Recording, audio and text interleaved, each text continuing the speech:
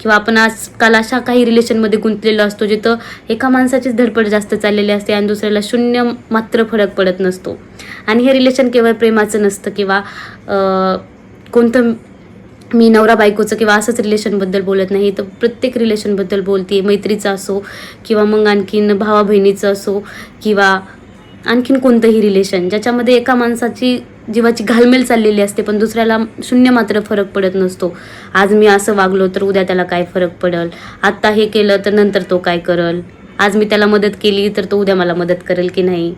आपण प्रत्येक गोष्टीत त्या व्यक्तीला किंवा त्या माणसाला आणत असतो. आपल्या वागण्याच्या आधी आपण त्याच्या रिॲक्शनचा विचार करत असतो की माझं वागणं असं राहिलं तर त्याची रिॲक्शन काय असेल. ह्याच गोष्टी आज आपण रिलेट करणार आहोत ह्या कवितेतून. आज अचानक शब्द फुटले, डोळे मिटले, मग चांदण्याचा तो शीतल प्रकाश डोळ्यावरून होत डोक्यात शिरला, तेव्हा कुठे साक्षात्कार घडला जिथं मला, मी, स्वयं आणि माझा स्वाभिमान स्वतःशी भिडला.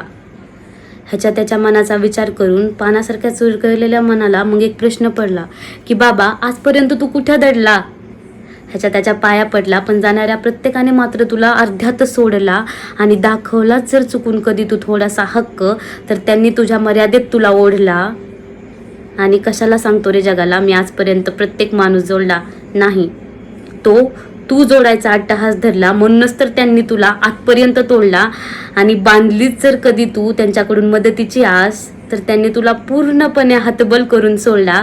आणि ज्यांच्या मनाचा विचार करत तू दिवसनरात्र धडपडला त्यांनी मात्र तुझ्या भावनांना पायातल्या पायतानासारखा तडतड तुडवला.